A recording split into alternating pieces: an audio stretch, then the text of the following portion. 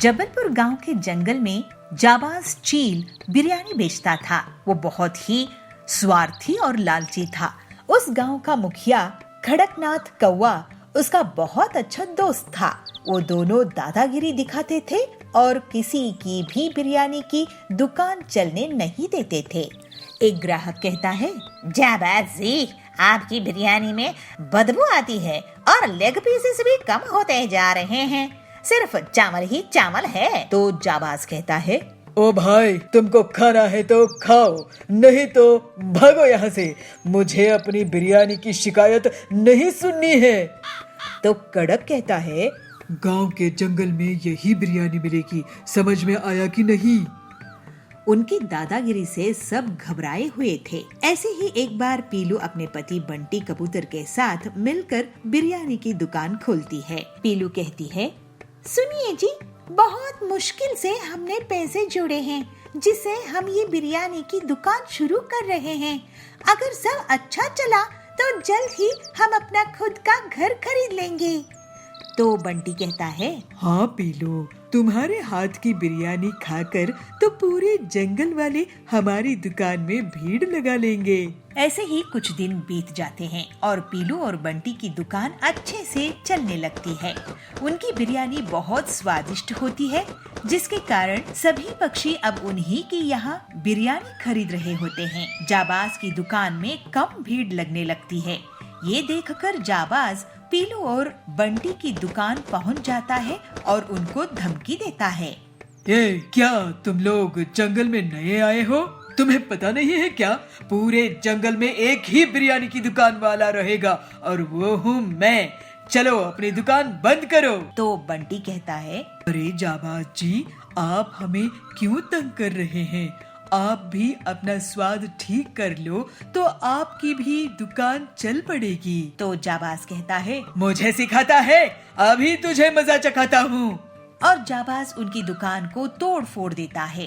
तभी वहाँ पर खड़कनाथ आ जाता है। खड़क जी, आप यहाँ के मुखिया हो, आप ही हमारी मदद करो। तो कड़क बोलता है, मैं कैसे मदद कर सकता हूँ? तुम लोग और कोई काम शुरू कर दो। पीलू और बंटी बहुत निराश होते हैं, दुखी होकर रोने लगती है। अब हमारा क्या होगा? बड़ी मुश्किल से हमने दुकान शुरू की थी, लगता है अब हमें मजदूरी ही करनी पड़ेगी। तो बंटी कहता है, तुम देखना पीलू, एक दिन इस जाबाज को बहुत बड़ी सजा मिलेगी। ऐसे ही कुछ दिन बीत जाते हैं और बारिश का मौसम आ जाता है। सुनो जाबाज, मुझे पता चला है कि इस बार बहुत ज्यादा बारिश होगी। इस बार गांव में बाढ़ आने वाली है। तो जाबाज कहता है, ये तो हमारे लिए बुरी खबर है। तो कड़क बोलता है, नहीं, बाद में हम नाव में बिरयानी बेचेंगे और लोग मनमानी मुंह मांगी रकम देंगे, क्योंकि उनके पास खाने के लिए कुछ नहीं होगा और हम लोग करोड़पति बन जाएंगे। तो जाबाज बोलता है, अरे वाह, क्या आइडिया निकाला है कड़क भाई तुमने। ये बात पीलू एक पेड़ के पीछे से सुन लेती है और वो जाकर बंटी को सब कुछ बता देती है।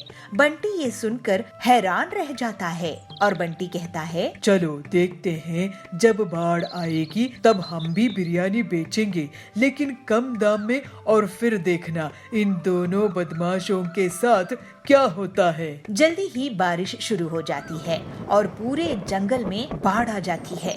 पूरा गांव डूबने लगता है। ऐसे में कड़क और जाबाज नाव में बिरयानी लेकर बेचने के लिए निकलते हैं और गांव वालों से एक बिरयानी के 500 रुपए वसूल करने लगते हैं। लोग भी मजबूरी में उन्हें मुंह मांगा पैसे देने के लिए तैयार हो जाते हैं।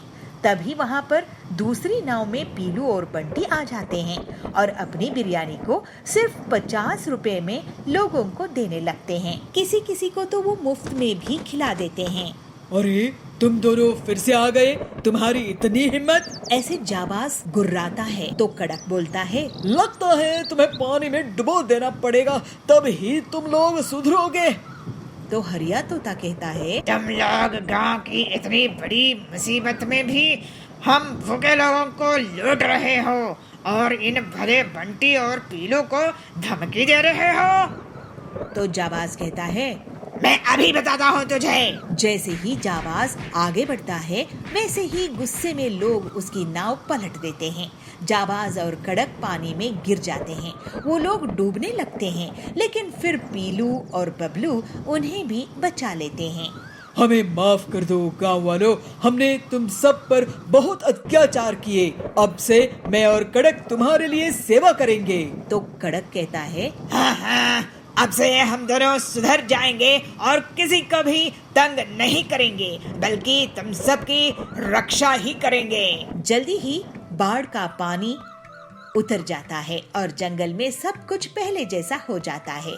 जाबाज और कड़कनाथ अब लोगों की सहायता करने लगते हैं और किसी को भी तंग नहीं करते हैं। पीलू बंटी से कहती है, बंटी जी, हमारी दुकान आसपास के जंगल में भी फेमस हो गई है। बंटी बोलता है, ये सब तुम्हारी मेहनत और गांव वालों के प्यार का ही नतीजा है पीलू। और फिर सब लोग हंसी खुशी रहने लगते हैं। डायरेक्टर बबलू अपनी हीरोइन पीलू और अपने पक्षी ग्रुप के साथ जंगल आता है। पीलू चिड़िया अपनी डायरेक्टर से कहती है, अरे डायरेक्टर साहब, मैंने आपको पहले ही कहा था इस हॉरर फिल्म का शूटिंग कहीं और करो। यहाँ पे कितना पोल्यूशन है, मेरी स्किन यहाँ पे खराब हो जाएगी। मैडम, ये जगह हमारी शूटिंग के लिए सबसे अच्छी है। इस फिल्म की स्टोरी के हिसाब से यहाँ पर डरावनी फीलिंग आएगी, लेकिन अभी भी हमें हमारा हीरो नहीं मिला है। तभी वहाँ पर बहुत सारे मॉडल्स ऑडिशन देने के लिए डायरेक्टर के पास आते हैं। उस भीड़ में कालू कौवा भी ऑडिशन देने के लिए आता है। एक एक करके सभी अपने ऑडिशन देते हैं। सबकी बारी होने के बाद कालू कौवे की बारी आती है। कालू कौवा डायरेक्टर को कुछ एक्टिंग करके दिखाता है। तभी पीलू की नजर कालू पर पड़ती है। पीलू उसका मजाक उड़ाते हुए कहती है, अरे एक चंपू काला कौवा यहाँ कैसे आ गया? कितना बदसूरत है, बड़ा आया हीरो बनने। कोई भी आ जाता है हीरो बनने के लिए। सुनो डायरेक्टर, अगर आपने इसको हीरो बनाया, मैं ये फिल्म छोड़ दूंगी। डायरेक्टर कालू को एक्टिंग करने के लिए मना कर देता है। कालू डायरेक्टर से कहता है, साहब, एक मौका तो दीजिए, मैं आपको निराश नहीं करूँगा। लेकिन डायरेक्टर उसे धक्के मार के सेट से बाहर निकाल देता है। कालू कौवा ये सदमा झेल नहीं पाता है और उसके प्राण निकल जाते हैं। कुछ दिनों बाद पीलू और डायरेक्टर को मिंटू नाम का एक कबूतर मिल जाता है हीरो की रोल के लिए। रात को शूटिंग शुरू होती है। हीरो और हीरोइन तैयार खड़े रहते हैं और डायरेक्टर उनको एक्शन का निर्देश देता है। Camera action. पीलू चिड़िया अपनी डायलॉग बोल रही होती है, सुनिए जी, मुझे अभी के अभी हीरो का हार चाहिए। तभी उसकी आवाज सुनकर कालू कौवे की आत्मा जग जाती है। शूटिंग कर रही है ये हीरोइन, मैं भी देखता हूँ, मुझे भी एक्टिंग करनी है। जब कालू पीलू और बबलू को देखता है तो उसे गुस्सा आ जाता है। ये तो वही फिल्म है जिससे मुझे इस डायरेक्टर ने और पीलू हीरोइन ने धक्के मार कर निकाला था और उसकी वजह से मेरी मौत हो गई थी। अब मैं इन्हें देखता हूँ।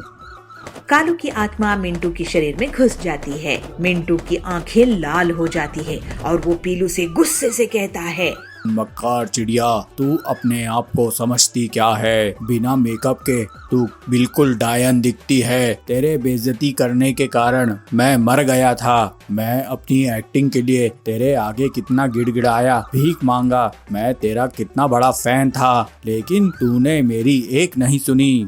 पीलू चिड़िया ये देखकर बहुत डर जाती है और चिल्लाती है, बचाओ, बचाओ मुझे! मिंटू कबूतर से मुझे बचाओ! मिंटू मुझे छोड़ो, ये क्या कर रहे हो? पीलू बबलू को आवाज देती है, डायरेक्टर साहब, बचाइए मुझे! बबलू उसे कहता है, अरे लगता है पीलू मैडम, कालू कौवे की आत्मा इसके अंदर आ गई है। अब तो मैं कुछ नहीं कर सकता। तो पीलू कहती है, सुनो कालू, तुम मेरे साथ काम करना चाहते थे। मैं तुम्हारी हीरोइन बनने के लिए तैयार हूँ। चलो अब इस फिल्म में एक्टिंग करते हैं। कालू ये बात सुनकर खुश हो जाता है और वो बबलू से कहता है, डायरेक्टर, जल्दी से लाइट कैमरा एक्शन बोल। डर के मारे बबलू वही करता है। अब कालू कौवा पीलू चिड़िया के साथ एक्टिंग करता है। वो डांस करता है, बहुत से डायलॉग बोलता है। फिर इस तरह वो फिल्म पूरी हो जाती है और एक बहुत बड़ी हिट हो जाती है। फिर पीलू कालू की आत्मा से कहती है, कालू, मुझे माफ कर दो, मैंने तुम्हें एक्टिंग करने नहीं दी और तुम्हारी बहुत बेइज्जती करी। मैं बहुत घमंडी हो गई थी, इसकी वजह से तुम्हारी जान गई। अब मैं कभी किसी की बेइज्जती नहीं करूंगी और तुम्हें मैं हमेशा याद रखूंगी। पीलू चिड़िया, तुमने मेरी आत्मा को शांति दी है। मेरा एक्टिंग करने का सपना पूरा हो गया है। अब मैं चलता हूँ। फिर कालू कौवे की आत्मा वहाँ से गायब हो जाती है।